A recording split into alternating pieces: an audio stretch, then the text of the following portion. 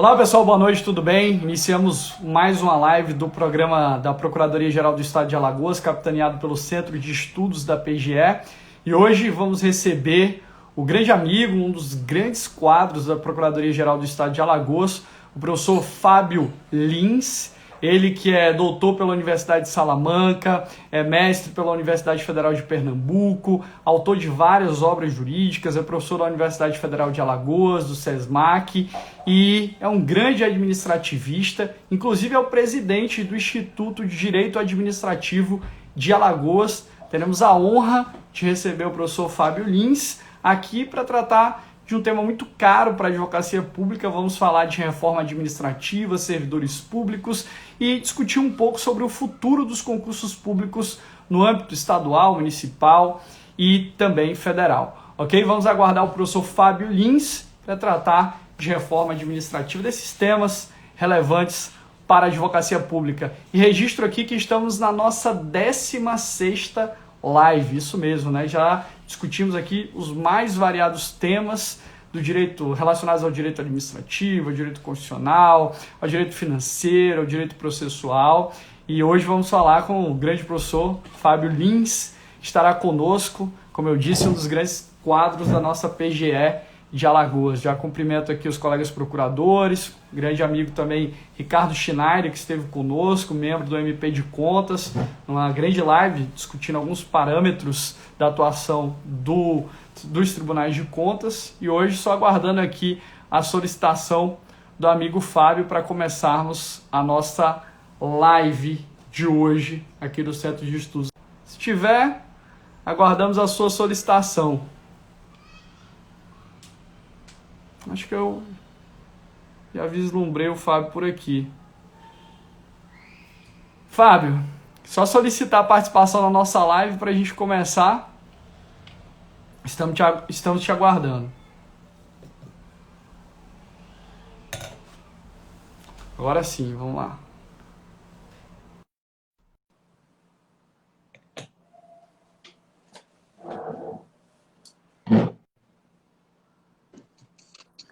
Fala, meu amigo, tudo bem? Tudo tranquilo? Como vai? Tudo por aí? Muita saúde? Graças a Deus. Que bom, graças a Deus. Tá Que tudo bom. ótimo. Você? Tudo bem, graças a Deus. Fico muito feliz de recebê-lo. E aqui é uma grande honra para a gente contar com a sua participação. Já falei um pouco de você, do seu currículo. Vou repassar aqui para o pessoal que chegou depois.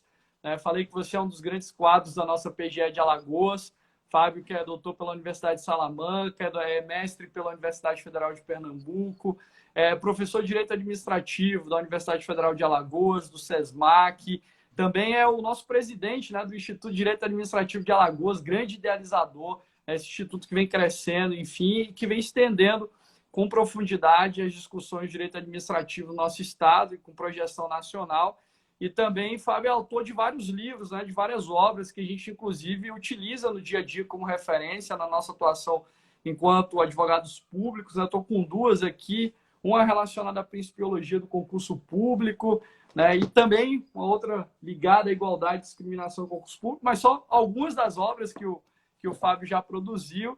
E hoje a gente vai falar sobre reforma administrativa, servidores públicos e o futuro dos concursos também, que eu acho que é o tema mais caro e próximo, né, aos seus inscritos e à sua atuação. Meu amigo, muito obrigado pela sua presença aqui. É uma honra contar com a sua participação e é uma satisfação maior ainda tê-lo como um dos grandes quadros da nossa PGE de Alagoas.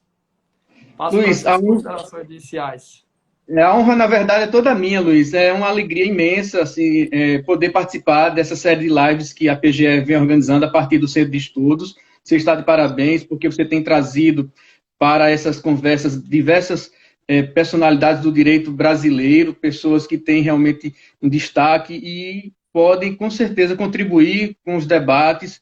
Essas pessoas têm ofertado uma série de pontos de vista interessantes a partir de estudos, experiências, e é isso que realmente nós todos precisamos enquanto servidores públicos, enquanto advogados públicos. Precisamos cada vez mais nos capacitar e você, na condição de coordenador de estudos, tem sido extremamente importante para que isso aconteça no âmbito lá da PGE de Alagoas. Estou à disposição do amigo de todos. Então vamos lá. Vamos entrar no nosso tema, só fazendo uma breve introdução aqui. Nós já passamos por diversas reformas administrativas, você já acompanhou várias, né? Promovendo uma reorganização, um realinhamento de todo o corpo estrutural da administração pública, tangenciando questões que se relacionam diretamente com os servidores, enfim. E também, né, quando a gente se trata de reforma administrativa, acaba que a gente toca em várias áreas, né, do direito previdenciário, enfim. E a gente tem aí a proposta de uma reforma administrativa que provavelmente se avizinha, né, que foi objeto e é objeto de discussão, foi adiado algumas vezes, enfim. Eu queria que você falasse um pouquinho, né, sobre a ideia da construção dessa reforma administrativa atual, no que ela impacta diretamente nos servidores públicos, né, porque a gente sabe que tem questões relacionadas à progressão, relacionadas à própria racionalização da atividade administrativa. E qual a tua visão sobre essa reforma administrativa e quais os pontos mais importantes relacionados a ela? Bom, vamos começar um pouquinho falando sobre o contexto no qual essa reforma administrativa se encontra inserida. Na verdade, a ideia de reforma vem marcando a atuação do governo federal, não só apenas desta atual gestão, mas dos últimos governos, na verdade, né? A ideia de reformar o Estado brasileiro para tornar o Estado brasileiro mais eficiente, mais apto a atender às enormes e inúmeras exigências da sociedade. Então, nesse contexto, já vem sendo implementadas reformas como a trabalhista, né, que foi implementada especialmente em 2017, agora, ano passado, a reforma da Previdência. A reforma administrativa seria a próxima, mas por conta de uma série de dificuldades de trâmite junto ao Congresso, o governo federal acabou adiando, né, do ano passado para este, e por conta da pandemia, certamente esse ano já não vai ser mais possível encaminhar o projeto de emenda constitucional. Tem ainda a reforma tributária, a reforma política eleitoral, né? Uma série de reformas que o Estado brasileiro, na verdade, precisa implementar. Mas não se trata, evidentemente, de uma novidade. Como você já bem destacou, há uma tendência no mundo inteiro pelas reformas, né? Não se trata de uma realidade localizada apenas no Brasil, nem tampouco algo atual. A gente pode destacar que basicamente a quarta grande reforma administrativa que o Estado brasileiro passa. Tivemos a primeira lá nos anos 30, no governo Vargas, com a preocupação maior de introduzir um modelo burocrático de administração pública. Naquele momento, tínhamos uma administração bastante contaminada por vícios do patrimonialismo, e aí precisávamos modernizar a máquina administrativa, e naquele momento modernizar era racionalizar, era estabelecer procedimentos, estabelecer impessoalidade como regra, a admissão no serviço público a partir do mérito, e tudo isso, durante algumas décadas, funcionou bem. Mas com os defeitos, digamos, as dificuldades inerentes à burocracia, tivemos que fazer uma nova reforma administrativa nos anos 60. Essa reforma administrativa tinha como principal preocupação desburocratizar a administração pública, e aí a gente vê o quê? Principalmente a partir do Decreto-Lei 200 de 67, a preocupação com o planejamento, com a descentralização, com a desconcentração das decisões e na distribuição das tarefas. Tivemos, inclusive, nos anos 70, um Ministério da Desburocratização, para você perceber como nós sempre tivemos problemas, né, nesse aspecto. E aí vem, finalmente, nos anos 90, a tentativa de implementar uma administração pública mais eficiente, né, a partir da reforma implementada pelo governo Fernando Henrique Cardoso, principalmente a partir da atuação do ministro Bresser Pereira, né, que era o ministro do MARE, que era o Ministério da Administração Federal e Reforma do Estado. O Bresser Pereira foi o teórico desse modelo. Ele concebeu uma administração pública que, ao mesmo tempo, fosse eficiente, melhor alcançasse os resultados que a sociedade espera, e também uma administração pública mais voltada para a sociedade, onde a cidadania fosse mais prestigiada. Nesses últimos 20, 30 anos, tivemos alguns avanços, mas ainda precisamos avançar em outros aspectos, né? Então, o governo federal procura agora encaminhar uma nova reforma administrativa, mas a minha grande preocupação, Luiz, é que, no momento, além da discussão em torno da questão financeira, não são apresentadas outras questões de fundo. outras grandes preocupações que o Estado brasileiro precisa ter para modernizar a administração pública. Praticamente todas as discussões que são apresentadas giram em torno da necessidade de redução de gastos, diminuição do déficit público, e tudo isso, evidentemente, é importante, sim, lógico, ninguém discute que o Estado brasileiro está endividado, precisa enxugar a máquina administrativa, mas certamente não é apenas a partir digamos assim, da imposição de medidas restritivas aos servidores públicos que isso vai ocorrer.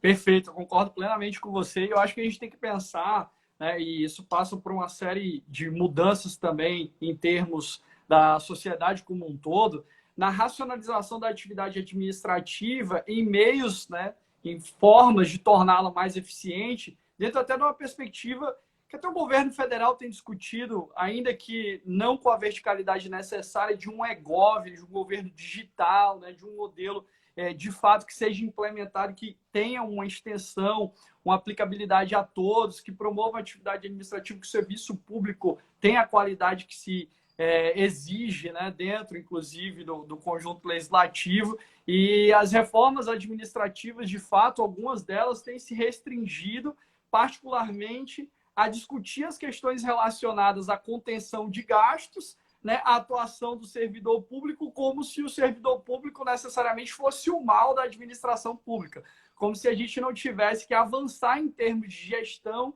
de operacionalização da nossa administração, com outros vários aspectos, né, até para um modelo de implementação de uma administração pública digital, como é que a gente vai caminhar para isso, como é que a gente vai promover as garantias para o administrado, né, como é que a gente vai proteger os dados, como é que a gente vai de fato, promover uma administração pública que não é só a administração pública gerencial, é a administração pública dialógica, digital, e que precisa estar preocupada com o aspecto qualitativo. Mas já que a reforma também vai nessa linha de tocar diretamente nos servidores, eu gostaria que você falasse um pouquinho sobre os pilares estruturantes dessa reforma. A gente sabe que tem questões relacionadas, como eu disse, a aspectos vinculados à progressão funcional, a própria estabilidade do servidor público é um ponto que é objeto de questionamento, né? O estabelecimento de um estágio probatório mais prolongado. Se você pudesse tocar nessas questões para o pessoal se ambientar aí nos pontos principais da reforma, seria interessante. Sim, com certeza. Até pegando o gancho no que você falou, ainda que o servidor fosse o foco da reforma administrativa, eu acho até que deve ser, mas não sob o aspecto de apenas restringir direitos, impor situações que até então ele não sofria. Aquele discurso de que o servidor tem privilégios, que o servidor é o responsável pelos males da administração pública. Esse discurso tem que mudar. Até porque, de fato, os servidores são, sem dúvida alguma, o grande elemento, o diferencial entre o sucesso e o insucesso da administração pública. O elemento humano, ainda que outros sejam preponderantes, como questões de ordem estrutural, financeira, organizacional, mas sem dúvida alguma, o elemento humano, sem ele nada acontece, né? Eu também concordo que há necessidade de modernização no aspecto tecnológico, a necessidade de racionalizar o investimento humano, né? Muitas coisas podem ser feitas com menos servidores. Já em outras áreas há uma carência enorme, né? Na saúde pública brasileira, na educação, temos ainda muitas lacunas, muitas dificuldades, mas a gente, infelizmente, não vê essas preocupações maiores nas discussões que estão sendo apresentadas. Então, é importante a gente separar o que é realmente necessário e o que é apenas um discurso ideológico, contaminado, muitas vezes, por uma visão extremamente, digamos, liberal do Estado. Eu acho que o governo federal e os últimos governos, o próprio governo Temer também, tem tido uma visão que é muito prejudicial a políticas públicas na área social. Isso é algo que fica bastante claro em todas as medidas que têm sido implementadas. Então, nessa reforma administrativa, o carro-chefe, sem dúvida, são as questões financeiras. Mas é lógico que se apenas isso fosse apresentado, isso talvez não atraísse o interesse da mídia, da sociedade, dos próprios parlamentares. Então, outras questões também são apresentadas, como, por exemplo, a necessidade de modernização da administração pública, a necessidade de se acabar com distorções que eventualmente ainda existem. De fato, existem algumas distorções, a gente vai falar de algumas delas aqui. A ideia de ampliar a fiscalização sobre o desempenho dos servidores públicos, a gente tem que avançar muito em relação a isso, não tenha dúvida nenhuma. Então, temos que ter servidores públicos mais adaptáveis, servidores que estejam aptos a realizar inúmeras tarefas, servidores que não estejam condenados a passar a vida inteira fazendo a mesma coisa, servidores que possam ter uma certa mobilidade, a flexibilidade de regimes administrativos. Não se admite que hoje, com a adoção de várias figuras jurídicas, como é o caso da terceirização, da contratação temporária, a administração pública tem que fazer concursos para situações que não demandariam a seleção de servidores permanentes. Então, evidentemente que a gente tem que avançar muito nesse aspecto, mas a gente pode, por partes, digamos assim, e sem dúvida alguma, a grande questão como eu coloco, que está em torno, por trás dessa reforma administrativa é a questão financeira. E existem algumas premissas que são sempre apresentadas que nem sempre correspondem à realidade. Uma delas é que o Brasil tem uma grande quantidade de servidores públicos. Então, sempre se coloca que temos que enxugar a máquina administrativa porque há um excesso de servidores. Quando a gente vai para os números, especialmente quando a gente compara com países desenvolvidos, e até mesmo com países da América Latina, o Brasil, percentualmente falando, não tem uma quantidade de servidores públicos além desses países. Pelo contrário, na média fica abaixo. 12% da população ativa do Brasil está no serviço público. Em países como Noruega, Suécia, esses índices chegam até 35%. Não quero comparar o Brasil com esses países do norte da Europa. Mas se você compara com países como o México, a Colômbia, a Argentina, o Brasil tem uma quantidade de servidores públicos, percentualmente falando, baixa. Então, a questão não é quantidade, é utilizar a mão de obra disponível, os recursos disponíveis para colocar as pessoas certas nos lugares certos, né? Certamente, em algumas áreas existem excessos, mas em outras, evidentemente, há muitas carências. Há uma situação também que a gente sempre ouve falar, que é praticamente um lugar comum, todo mundo repete, que o servidor público ganha bem, né? Que o servidor público está muito acima do que recebe o empregado da iniciativa privada naquela atividade que lhe é correspondente. Na verdade, isso depende muito de que servidor público a gente está falando, porque se a gente pegar, inclusive há um estudo do IPEA que diz o seguinte: no âmbito federal, em 2019, um servidor público do judiciário recebia em torno de R$ 15.800. Já no judiciário estadual, R$ 12.900. No legislativo federal, R$ 12.900, a média. No legislativo estadual, R$ 8.400. No legislativo municipal, R$ 4.600. No executivo, onde se encontram, digamos, onde estão a maior parte dos servidores públicos, né, onde está a maior parte, a média salarial cai consideravelmente. No âmbito federal, R$ 8.000, no âmbito estadual, R$ 5.000 e no municipal, R$ 3.000. Então, vejam, esse discurso de que o servidor público ganha muito bem, na verdade, não pode ser generalizado, não pode ser utilizado para tratar de toda a realidade brasileira. Temos realidades muito díspares, né? Municípios bastante pobres que remuneram muito mal os seus servidores. Então, em geral, quem paga melhor é a União, depois estados e depois municípios. Os municípios pagam, inclusive, abaixo do que a iniciativa privada paga. Talvez pela estabilidade, por outras questões, as pessoas ainda procuram o serviço público, mas não por questões necessariamente remuneratórias.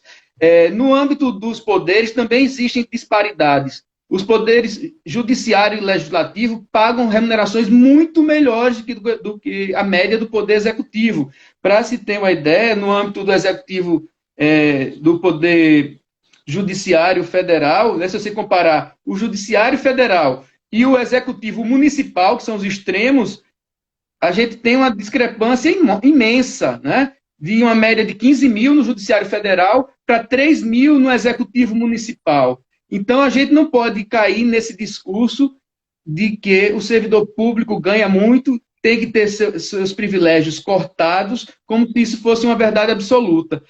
85% dos servidores brasileiros estão nos estados e principalmente nos municípios. Essa é a nossa realidade. Então, quando a gente for implementar uma reforma administrativa, a gente não pode voltar os nossos olhos exclusivamente para aqueles servidores que estão em algumas ilhas de excelência, evidentemente, mas também que recebem remunerações realmente adequadas, eu diria. Eu não vou nem colocar que são excessivas, eu vou colocar até que são adequadas, porque se a gente quer servidores públicos qualificados, motivados, evidentemente que boas remunerações eles terão que receber. Agora, pela natureza da atribuição e responsabilidade. Né? Perfeito. Então, assim, um dos primeiros aspectos é esse, a gente partir do pressuposto que a maioria dos servidores se encontra nos municípios, no poder executivo, que paga normalmente salários mais baixos, e também existem ainda algumas diferenças, de fato, entre civis e militares, né? Os militares agora estão recebendo uma série de benefícios desse governo, talvez para compensar algumas desigualdades históricas, né? Mas em outros aspectos talvez não haja uma justificativa, por exemplo, para que eles fiquem fora da reforma da Previdência e tal. As mulheres ainda ganham menos que os homens no serviço público, é curioso isso, porque, em tese, elas têm acesso da mesma forma, que é via concurso, mas, na verdade, boa parte dos cargos em comissão e funções gratificadas ainda são ocupados por homens, né? A gente ainda tem essa sociedade machista que prestigia muito mais os homens que as mulheres nos cargos de direção. Então, essa até aproveitar, desculpe te interromper, Fábio, mandar um abraço para a nossa coordenadora da Procuradoria Administrativa, doutora Cláudia Amaral, né, que é uma grande administrativista também aqui nos prestigiando, e é uma das mulheres que estão em cargos de chefia e direção, principalmente da nossa PGE, a doutora Emanuele também na coordenadoria da Procuradoria da Fazenda Estadual, enfim, são mulheres aguerridas, né, de destaque, que estão à frente aí no comando de funções relevantes, inclusive no âmbito da nossa PGE. Mas o dado é interessantíssimo, porque, de fato, a gente vislumbra, né, mais homens nos cargos de chefia, enfim. Pronto. Então, em relação a essas questões remuneratórias, são colocados alguns pontos. Eu destacaria, por exemplo, a diminuição dos valores iniciais para quem está ingressando numa carreira. É uma medida que, a meu ver, me parece acertada se for colocada com cautela, porque, assim, não pode haver uma discrepância tamanha entre servidores que exercem a mesma carreira, né? Qual é a situação atual? A gente rapidamente consegue chegar ao topo da carreira no serviço público, né? No âmbito federal, em média, em 13 anos, o servidor público já chega ao topo. Isso é, de certa forma, prejudicial, porque o servidor, uma vez lá no topo da carreira, ele nem sempre ele se estimula a continuar se capacitando, participando de cursos, de outras iniciativas. E aí, a ideia é fazer com que a carreira seja mais espaçada, né? A previsão de classes em que haja uma distância maior entre cada uma delas, e os servidores na primeira classe, na classe inicial, tenham uma remuneração mais baixa. E aí, somente aqueles que, de fato, mostrem, digamos, esse é o discurso, né? Mostrem um certo compromisso, queiram permanecer, é que depois de pegarem no pesado, como se diz, é que depois de algum tempo é que passariam a ter uma remuneração mais alta.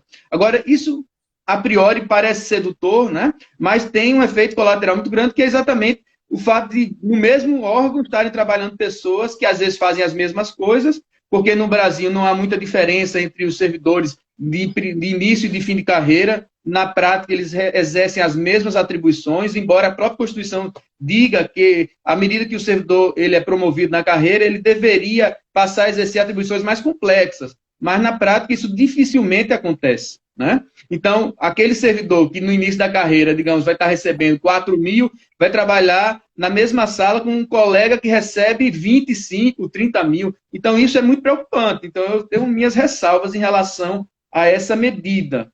Em relação também à remuneração, a ideia é que haja uma maior aproximação da remuneração dos servidores públicos em relação aos paradigmas na iniciativa privada. Então, a ideia é que se a gente tem carreiras que são similares no setor público e no setor privado, como médico, professor, engenheiro, não haja uma discrepância tão grande, né? Agora, a gente tem que destacar que essa discrepância, muitas vezes, é em desfavor do servidor, porque há casos em que o servidor na iniciativa privada ganha muito mais do que no serviço público, né? Por exemplo, é o caso do médico. Muitas vezes o médico no setor público, ele está ali mais por uma questão de estabilidade, de segurança, mas ele vai ganhar muito mais se ele for trabalhar na iniciativa privada, né? Então, isso também tem que ser visto com muita cautela. Outra questão é que, aí eu considero um avanço, se isso for implementado, é a possibilidade de uma parte da remuneração ser paga a partir da produtividade. Eu acho que a gente poderia avançar muito nesse aspecto. Ainda não há no Brasil muitas iniciativas que prestigiam aqueles que trabalham mais, que se esforçam mais. O que a gente vê na prática é que todas as pessoas, do servidor mais medíocre ao mais esforçado, aquele que se dedica mais, praticamente vai haver o pagamento do mesmo salário. As diferenças eventualmente existentes são para aqueles que exercem funções gratificadas, mas não é um número considerável, né?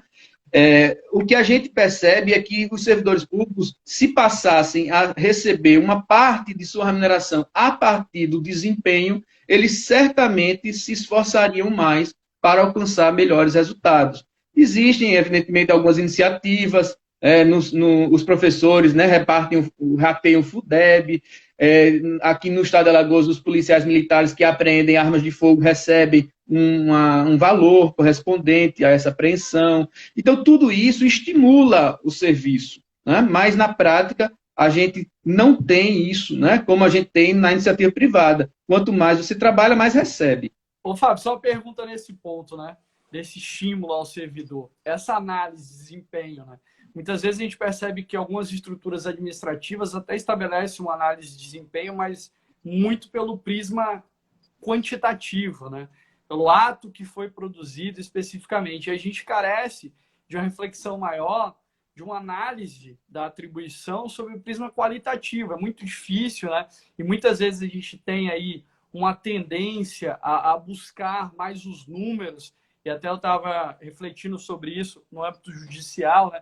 Porque a gente hoje tem a ideia e uma escravidão incessante pelos números, pela quantidade, pela celeridade a qualquer custo, em detrimento da qualidade metas, da né? atuação.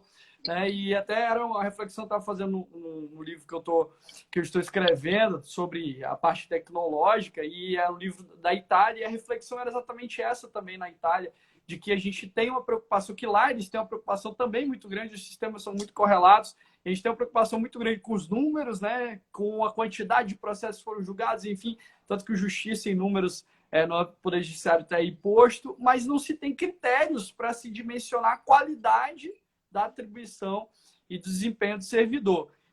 Particularmente nesse ponto, o que você acha? Você acha que a gente precisa avançar também na análise qualitativa da atribuição? Eu sei que muitas vezes tem um critério subjetivo nisso, e aí esse critério subjetivo dificulta essa apreciação e a gente acaba se rendendo ao critério quantitativo, mas o quanto que é importante também essa análise qualitativa para que a gente possa ter um serviço público de excelência, não só que consegue produzir, né, em quantidade, mas que também atua em qualidade para prestar o melhor serviço para o administrado. Isso é essencial, Luiz. Não adianta só prever metas quantitativas, porque isso pode ser um tiro no pé da administração pública, né? Eu dou exemplo no âmbito da docência. Se você condicionar a produtividade ao número de alunos aprovados, ninguém mais vai ser reprovado, né? Então a qualidade do ensino vai cair. O número de consultas médicas, o médico vai atender um paciente em 5 minutos para ganhar mais, né? Então, lógico que isso tem que ser feito com muito profissionalismo. Esse é o grande problema da administração pública brasileira, né? Tudo é feito com muito amadorismo, né? Com muita improvisação. As pessoas não se preparam para isso, né? Os órgãos públicos não preenchem cargos com pessoas capacitadas para essas decisões, para essas avaliações, né? E aí eu pego o gancho da questão da produtividade com a questão da avaliação do desempenho do servidor, né? Que é outra questão que está na reforma administrativa sendo cogitada, é a ideia de que o servidor público não seja avaliado apenas durante o estágio probatório, que, na realidade, é uma avaliação extremamente precária, né? Praticamente pro forma.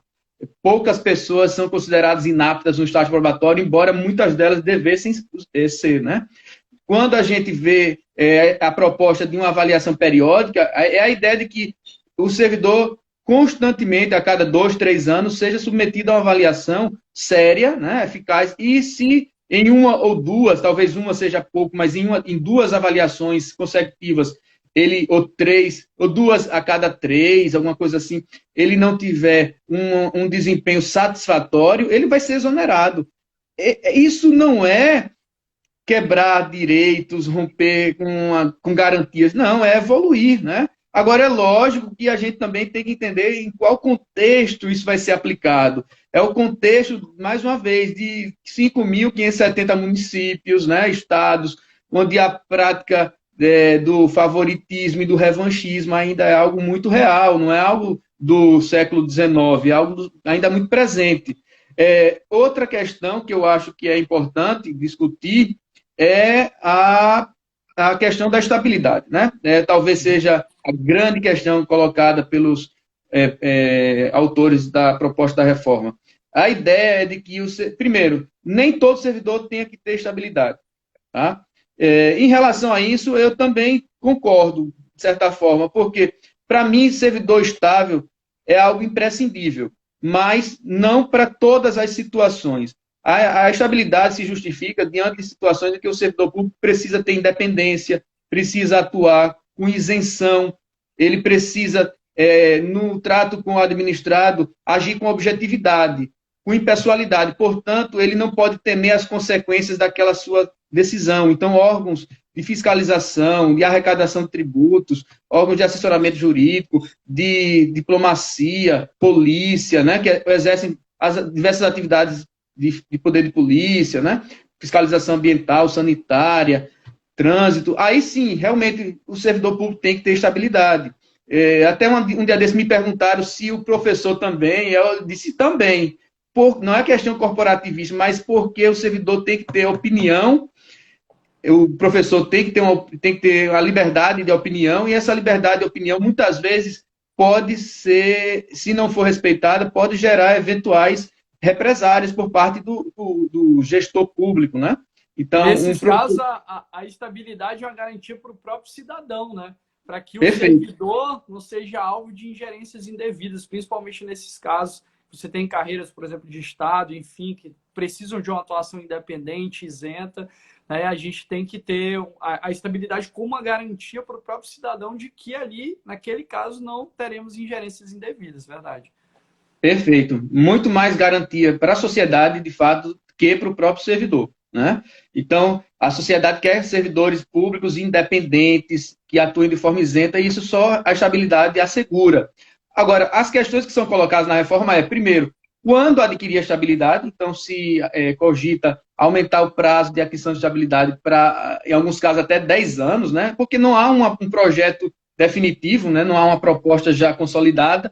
Então, há quem defenda que haja prazos distintos para as diversas categorias no serviço público. Então, algumas carreiras de Estado teriam a estabilidade com 3 anos, outras com 5, outras com 10. E, em boa parte das situações, sequer a estabilidade passaria a existir mais, né?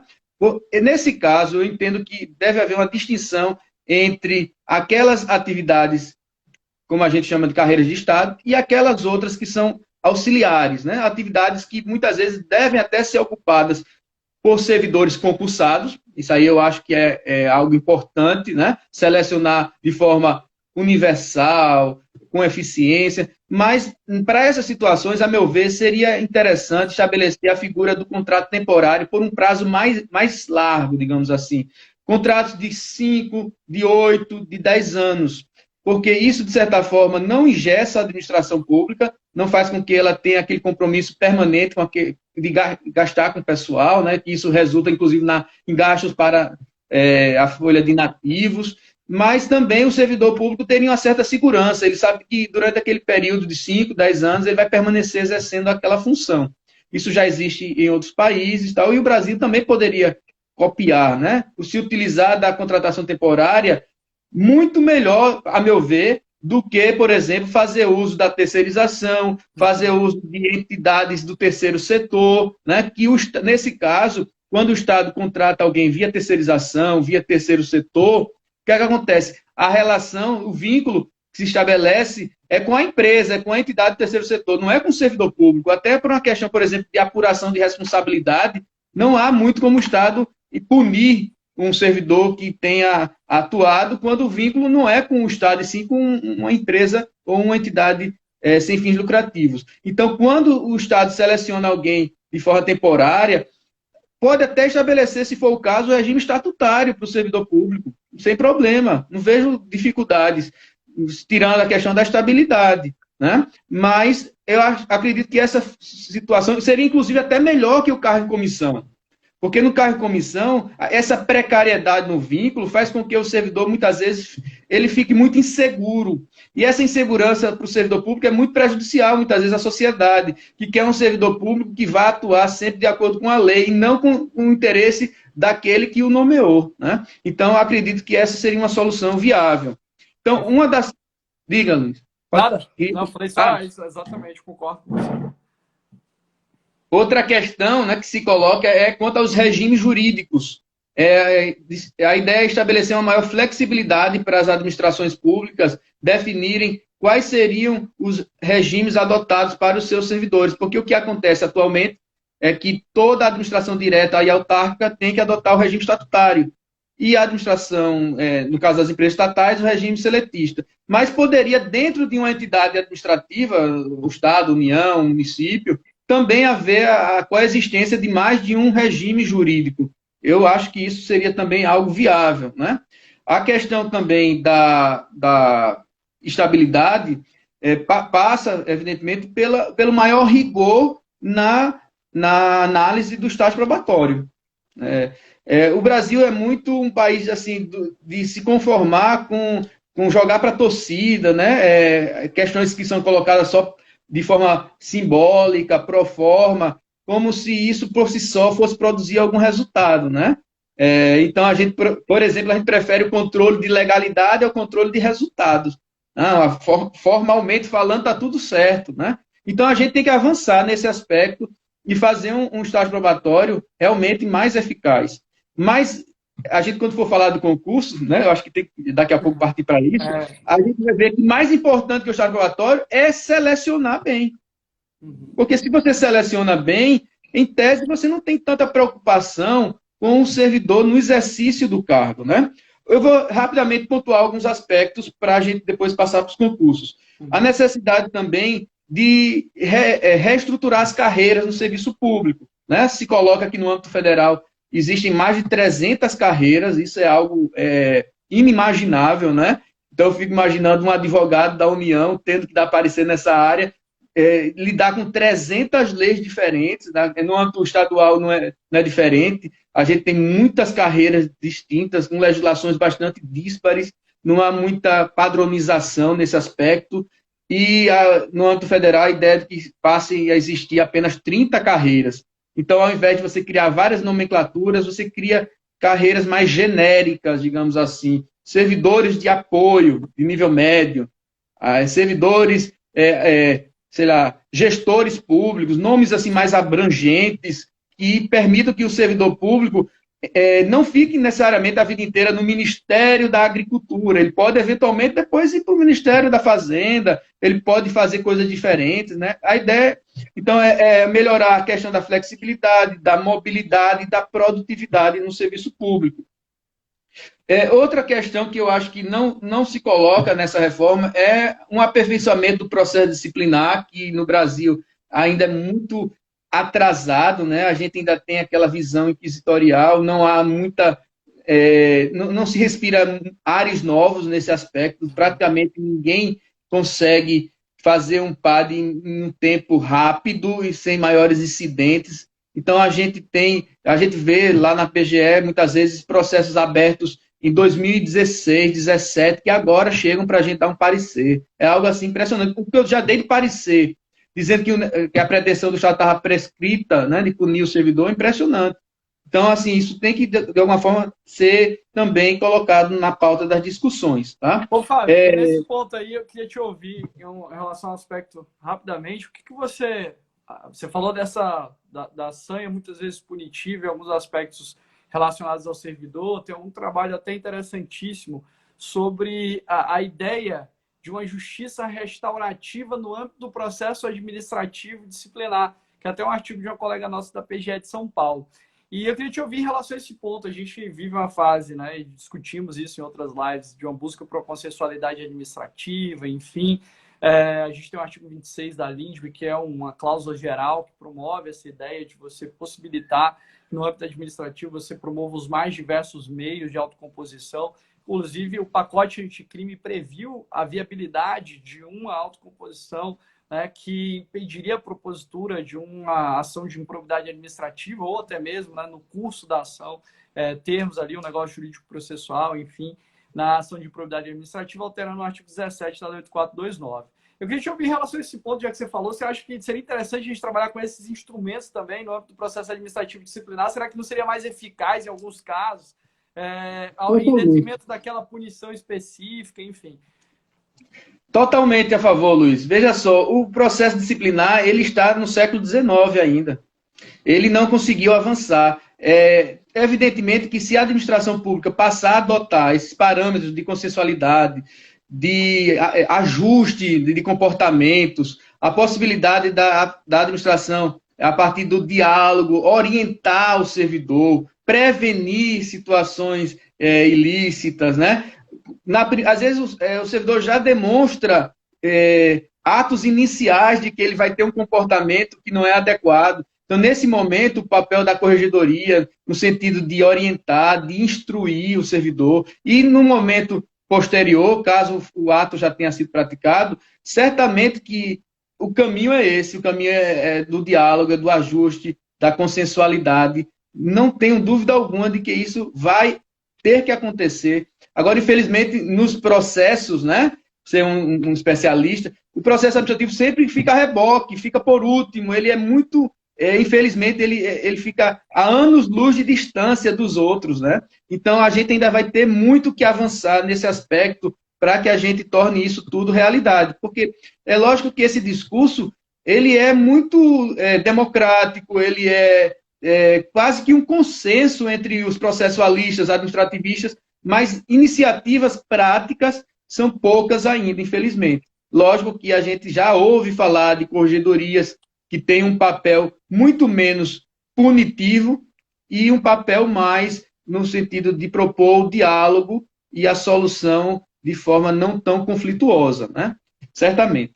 Outra questão, Luiz, que eu gostaria de destacar em relação ao que é proposto na proposta de reforma administrativa são algumas questões que são colocadas como privilégio. Muita gente não gosta de falar sobre isso, porque a gente muitas vezes vai estar incomodando alguns interesses e tal. Mas isso certamente vai ser colocado, e já o é, por muita gente que não tem essas situações tão favoráveis. Como, por exemplo, a questão da aposentadoria bem do serviço público, né?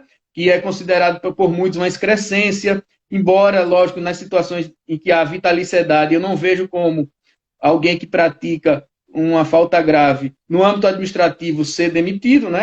A não ser que a gente abra mão da vitaliciedade para juízes, membros do Ministério Público, Tribunal de Contas, mas, assim, as pessoas ficam muito revoltadas e eu também entendo, eu também fico, quando eu vejo situações como servidores que praticam atos gravíssimos recebendo uma aposentadoria como prêmio, muitas vezes, né? Então, isso certamente vai ter que ser discutido. As próprias férias de 30 dias, né, como regra universal, né, como algo que deva ser imposto a todos. O grande problema do Brasil é que quem está no topo não dá o exemplo, né? Legislativo, judiciário, executivo, muitas vezes esses poderes na cúpula não procuram se adequar àquelas regras que são impostas para todos os demais servidores. Então, essas questões muitas vezes terão que ser discutidas e a gente vai ter que realmente,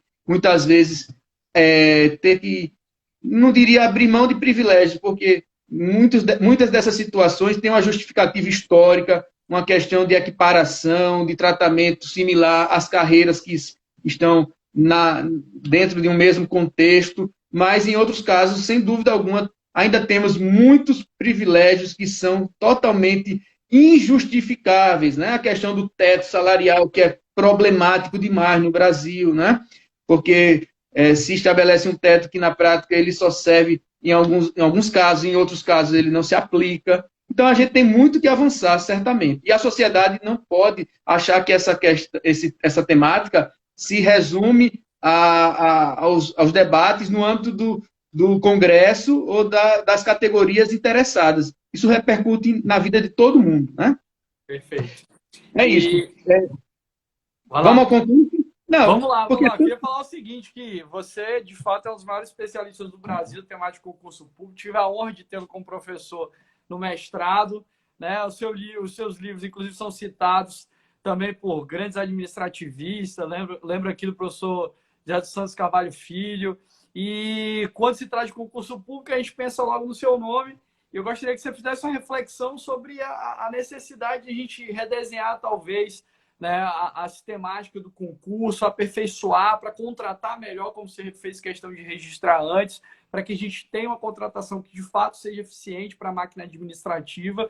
E no que a gente pode avançar na temática do concurso público, o que deve ser objeto de reflexão, porque a gente historicamente, eu sei que você, né, já tem vários livros escritos também, gosta muito de história, historicamente a gente tem esse ranço, né? Essa ideia de que, né, no âmbito administrativo, essa confusão, muitas vezes, que lá atrás nós tínhamos com mais intensidade do público e do privado, né, essas influências que muitas vezes indevidas, e aí a gente caminha, né, para a proposta de uma contratação isonômica, adequada, através do concurso, enfim, mas eu acredito que tem muita coisa a avançar, principalmente dentro dessa ideia de uma visão mais gerencial, de busca por desempenho, para uma atuação mais racionalizada.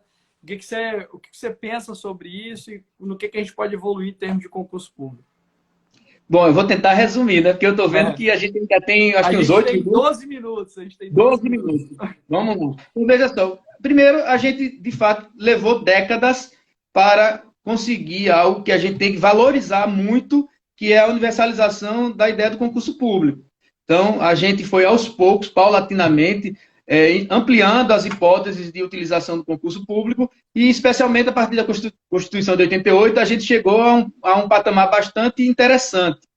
Então, a gente conseguiu avançar muito, especialmente no tocante à impessoalidade, né, dos concursos, à isonomia nos concursos. Então, há uma série de situações em que você procura impedir que pessoas sejam discriminadas, em outros casos, você procura, a partir de ações afirmativas, garantir um acesso mais isonômico de grupos que tradicionalmente ficavam, digamos, com mais dificuldade de ter esse acesso, como negros, como pessoas com deficiência, né, as mulheres também. Então, houve muito avanço no sentido da universalização dos concursos. A gente precisa agora avançar no sentido da maior eficiência dos concursos. Sendo que, ao mesmo tempo que a gente tem que fazer isso, a gente tem que se preocupar também para não retroceder na universalização. Então, são essas duas grandes preocupações. Em relação ao retrocesso da universalização, isso já está acontecendo há algum tempo, infelizmente, né? A utilização cada vez maior de figuras como cargo e comissão, da contratação temporária, e principalmente da terceirização e dos contratos com as entidades do terceiro setor. Então, isso está realmente acontecendo muitas vezes sem que as pessoas se deem conta. Então, em diversas situações, a administração pública não abre mais vagas para preencher por concurso. Ela simplesmente contrata uma empresa e a empresa fornece a mão de obra. E, nesse momento, a empresa vai escolher, né, pessoalmente quem é que vai trabalhar lá. E, muitas vezes, o gestor público condiciona o contrato à manutenção de determinados vínculos com pessoas que já estavam ali trabalhando, né? Então, assim, a ideia da impessoalização está sendo comprometida e muito, né? O Paulo Guedes, esse ano, acho que no começo do ano, ou foi ano passado, ele deu uma declaração que disse o seguinte: se a gente não demitir ninguém, em 5 anos, 40% dos servidores públicos federais estarão aposentados. Então, vejam que preocupante, porque não há a abertura de concurso tão logo à aposentadoria, né, à vacância. Pelo contrário, de cada, 10 cargos vagos, você abre um quando abre. Então, né, a quantidade de concursos também está diminuindo até pelo número de imposições burocráticas que estão aparecendo cada vez mais, decretos que estão surgindo aí, exigindo que para a abertura de concurso há de ser feito o estudo X, Y, Z, né? Não basta apenas aqueles estudos orçamentários, você tem que prever uma série de situações, um exercício de futurologia, né? Para verificar se a administração pública consegue absorver aquele gasto. Então, na prática, isso inviabiliza a abertura de novos concursos, cada vez mais difícil mesmo, assim. Então, o período dos anos, finalzinho dos anos 90, início dos anos 2000, foi o auge, digamos, da democratização do acesso ao serviço público no Brasil. E nessa década agora que está se iniciando, a gente começa a ver uma certa diminuição, né? Lógico que no modelo de governo neoliberal isso vai ser acentuado, porque a ideia é diminuir os gastos públicos. E uma das formas de conter esses gastos é reduzir o número de pessoas que estão ingressando no serviço público. Mas vamos lá, propor algumas situações. Primeiro, criação de órgãos de seleção. A administração pública brasileira não tem isso, né? Enquanto a gente vê uma, sei lá, comissão permanente de licitação, comissão permanente de processo disciplinar, ainda tem, né? Pessoas que se dedicam a pensar isso. A gente não vê órgãos dedicados a pensar o concurso público e a executá-los, né? Então, a gente está sempre tendo que improvisar. Cada vez que é feito um concurso, você cria um edital do zero. Não existe, às vezes, um histórico, né? Para seguir aqueles padrões de editais que sempre são veiculados. Cada município no Brasil, cada estado, cada empresa, aqui no Brasil é mais pela empresa, né? Se é a entidade organizadora, se é o CESP, se é a UNB, se é o Carlos Chagas, né? Imagine você como dono de curso preparatório, vocês orientam os alunos conforme a banca, né? De acordo com a banca, né? Sempre com a especialização, é verdade. Isso. Então, não há essa preocupação com o planejamento dos concursos públicos. Outra questão que eu reputo importante é valorizar cada vez mais as provas de conteúdo mais prático. A gente tem, na verdade, no Brasil, um concurso que muitas vezes serve apenas para selecionar as pessoas que demonstram ter a melhor capacidade de memorizar informações inúteis. Muitas vezes essas informações são memorizadas, a prova é feita, você passa, no dia seguinte você já não lembra mais nada. E no Brasil, que você às vezes leva 4 anos para nomear um candidato, né? De que serve aquela seleção que foi feita? Para que aquele candidato teria que demonstrar habilidades para exercer as atribuições do cargo e não mostrar que ele tem a possibilidade de guardar mais informações. Então, o modus operandi das provas, digamos assim, ainda é muito precário. A gente, como tem no Brasil uma quantidade imensa de inscritos nos concursos, aí, mais uma vez eu digo, a preocupação maior é com a universalização, a impessoalidade. Então, você faz um provão, aqueles que realmente tiverem as notas mais altas naquele momento vão para a segunda fase. Aí você consegue fazer uma prova aberta, uma prova, digamos, em que você vai mostrar um pouco mais de raciocínio lógico, capacidade de reflexão, mas isso ainda é muito pouco. A administração pública seleciona um candidato sem conhecer o candidato.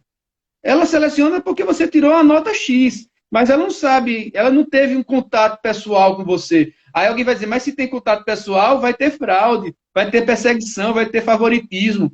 É verdade. Mas pelo menos que naqueles concursos top, digamos assim, né? Como, por exemplo, na diplomacia já há uma preocupação maior, você faz lá um concurso de 10 fases. A ideia também da previsão de um curso de formação. Um curso de formação não é depois que você passa no concurso, não. Não é quando você exerce o cargo, não. Aí, lógico, essa formação tem que ser contínua. É o que o Centro de Estudos faz, sempre realizando cursos, treinamentos. Eu estou falando, o candidato ter que passar por um período de experimentação para que ele, demonstrando ter uma certa condição, ele poderá ser ou não admitido. A gente teve isso, é interessante essa tua reflexão. No meu concurso, por exemplo, de procurador federal, eu tive o curso de formação como etapa do concurso. Então, a gente conheceu a estrutura, a gente analisou todos os aspectos. Foi interessantíssimo, né? Porque você teve um panorama geral de várias áreas, mas, salvo engano, posteriormente, o próprio TCU questionou essa alocação do curso de formação enquanto etapa do certame. Então, foram várias etapas. Eu fiz prova objetiva, prova subjetiva, prova oral, curso de formação. Teve prova, inclusive, do que a gente viu no curso de formação, depois prova de títulos. E eu acho interessante isso, porque a gente teve um panorama geral da carreira da Procuradoria Federal, bem maior e com propriedade para discutir termos mais aspectos práticos e técnicos. Sim, e a administração pública vai saber quem é o Luiz, quem é o Fábio, né? Quem é a Cláudia, quem é o Ricardo. É diferente dela selecionar simplesmente porque tem lá uma nota lá que ela vai lá e pega aquele candidato e nomeia. Agora, é lógico que a gente ainda não está preparado para se utilizar de alguns instrumentos mais modernos de seleção, como dinâmicas de grupo, entrevistas, mas algo que se aproxime um pouco mais disso, né? Você prepara o pessoal para fazer prova oral, né? A prova oral talvez tenha esse papel em alguns contextos, e você realmente ficar olho no olho do servidor para saber se ele realmente tem o perfil. Agora, também as perguntas da prova oral não podem ser perguntas tipo assim de conhecimentos gerais, para saber se a pessoa sabe quem descobriu o Brasil, quem inventou a fórmula X, Y, Z, quem escreveu a teoria X, né? O que é, fale sobre a teoria Z. Se o cara não souber o que é a teoria Z, mesmo que o cara seja extremamente vocacionado para aquele cargo, ele não vai passar. Então, isso é realmente algo que eu sempre me indignei com isso e acho que isso pode evoluir muito. Duas situações que eu acho que a gente pode colocar também aqui. Primeiro, a gente não tem no Brasil uma lei geral de concurso público. Por que não temos? Pergunto. Por que não temos? Se todos os temas no Brasil, todos os assuntos que envolvem a sociedade são extremamente disciplinados, regulamentados por leis, né? Decretos, portarias. O concurso público não tem lei. Ninguém. Aqui em Alagoas nós temos uma lei, né? Acho que no final de 2016 foi aprovada uma lei que disciplina o concurso no âmbito estadual, mas a União não tem. Não temos uma lei nacional, a Constituição não prevê, como prevê para a licitação, a competência da União para editar normas gerais sobre a matéria. Eu acho que isso iria padronizar, racionalizar mais os concursos, evitar casuísmos, e isso seria um grande avanço, né? Agora, outra preocupação é em relação ao perfil do servidor público. Qual é o servidor público que a administração pública quer? Por exemplo, a gente da área jurídica, a gente passou o curso de Direito, você já deve ter passado por isso, Luiz. Quando o professor falava de alguma matéria como matemática, física, professor, pelo amor de Deus, a gente está fazendo Direito, né? Mas hoje em dia, se admite um profissional da área jurídica que não tenha conhecimento de tecnologia, como você bem sabe, né? Então, às vezes, é tão ou mais importante o servidor saber essas informações, ter uma noção geral, também sobre sociologia, antropologia, filosofia, história. Mas não, cai só no concurso, a gente está falando, lógico, dos concursos jurídicos. Mas se nos jurídicos são assim, imagine nos outros, né? Infelizmente, a gente seleciona os servidores públicos de uma forma bastante pobre. Essa é a realidade. Mas isso ainda é um grande avanço. Um grande avanço. E eu acho que a gente, assim, tem que ter essas duas grandes preocupações. Eu não sei quantos minutos a gente ainda tem. Quantos? A gente tem 2 minutos a partir de agora. 2 minutos. Então, só para concluir, duas grandes preocupações. Não retroceder nas questões relacionadas à universalização do concurso. A gente tem que ter essa consciência de que o concurso é, sim, a melhor forma de escolha daqueles que vão exercer funções públicas, mesmo que a gente, de certa forma, flexibilize o regime jurídico e adote, por exemplo, regime seletista, regime de contratação temporária, a figura do concurso público ainda assim é muito importante, muito mesmo. E a outra questão é, aos poucos, pelo menos, aperfeiçoar a forma de seleção para garantir uma melhor eficiência. Então, agradeço a todos, especialmente a você, Luiz, pelo convite, e acho que a gente conseguiu conversar um pouco sobre essas temáticas, e me coloco sempre à disposição do Centro de Estudos da PGE para o que for necessário. Agradeço também aos nossos amigos que nos prestigiaram aqui essa noite. Um abraço. A gente que agradece a sua participação, um debate sempre vertical, profundo, com abrangência ampla, né, sobre temas que tocam diretamente na nossa atuação na advocacia pública. A gente sente muito orgulho, né, de tê-lo dentro dos nossos quadros da PGE, e é um prazer te ouvir, é um prazer debater contigo, ter aqui a oportunidade de a gente, em algum momento, né, mesmo diante desse cenário, a gente poder aprofundar e continuar com a nossa capacitação. Parabéns mesmo pela palestra, né, porque de certa forma foi uma palestra aqui, um bate-papo, enfim, muito enriquecedor. Agradeço aos colegas da Procuradoria que estiveram aqui, a doutora Cláudia, Germana, está por aí também, Albadias e outros tantos que passaram. estiveram conosco e vieram te prestigiar. De fato, aqui um grande momento para a gente. A live vai ficar salva aqui no perfil da PGE e a gente espera que todo mundo, se tiver interesse, depois acesse. Enfim, te agradeço de coração.